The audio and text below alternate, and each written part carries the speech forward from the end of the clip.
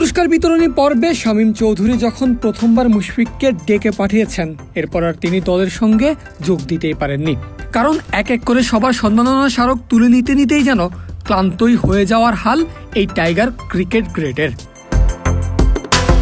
মিরপুর টেস্টের শুরুর আগে থেকেই রাঙানো হয়েছিল মুশফিকুর রহিমকে ঘিরে। এরপর যখন তিনি ব্যাটে নেমেছেন, সেই রং আরও গাঢ় করেছেন। প্রথম ইনিংসে সেঞ্চুরি হাঁকিয়েছেন, দ্বিতীয় ইনিংসে অপরাজিত 50 নাম লিখিয়েছেন বিশ্ব ক্রিকেট গ্রেডদের পাশে।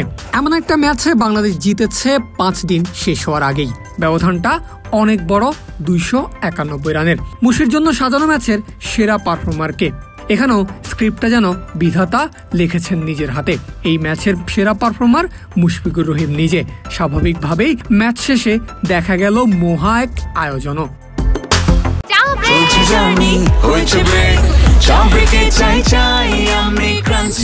যে কোনো চা ব্রেকে বিস ক্লাব ড্রাই কেক, চায়ের সাথে আয়েশ। আইরিশ ক্যাপ্টেনের সঙ্গে আফটার ম্যাচ আলাপের পর সবকিছুর প্রথমে ডেকে আনা হলো মুশফিকুর রহিমকে। 100তম টেস্টে মাইলফলক অর্জনের জন্য প্রথমে ক্রেস্ট পেলেন ক্রীড়া মন্ত্রণালয়ের পক্ষ থেকে। উপদেষ্টা আসিফ মাহমুদ সজীব ভুঁইয়ার হয়ে সম্মাননা স্মারকটি তুলে দিয়েছেন সাখাওয়াত হোসেন। সেই ক্রেস্ট হাতে হাস্যোজ্জ্বল মুশি টিমমেটদের সঙ্গে যোগ দিবেন, কিন্তু না, সেই উপায় নেই তার। কারণ পরক্ষণেই আবার ডাক পড়ল মুশির। এবার তাকে সম্মানিত করেছে বাংলাদেশ স্পোর্টস জার্নালিস্ট অ্যাসোসিয়েশন। স্মারক মুশির হাতে তুলে দিয়েছেন বিএসজে প্রেসিডেন্ট ও সিনিয়র ক্রীড়া সাংবাদিক আরিফুর রহমান বাবু।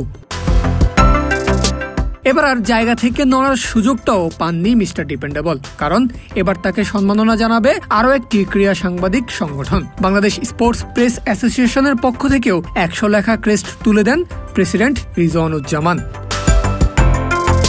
মুশি হয়তো ভেবেছেন এখানেই শেষ, কিন্তু না, এবারও যেতে পারবেন না তিনি। বাংলাদেশ ক্রিকেট সাপোর্টার্স অ্যাসোসিয়েশনের পক্ষ থেকেও আইকনিক এই ম্যাচের জন্য সম্মাননা স্মারক পেয়েছেন মুশফিকুর রহিম মিতু। এবার মুশফিক আবারও যাচ্ছিলেন নিজের জায়গায়, কিন্তু এবারও তাকে যেতে দেওয়া হলো না। থামিয়ে দিলেন শামীম চৌধুরী, বললেন নিয়ে যেতে হবে ম্যাচ সেরার পুরস্কার। অবশেষে সমাপ্ত হলো।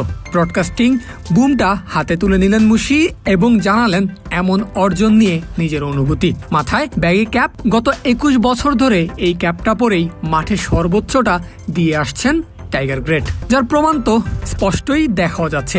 ঘামের লবণ জমেছে, সবুজ রঙের ব্যাগি ক্যাপটা রং জ্বলে হয়েছে ধূসর।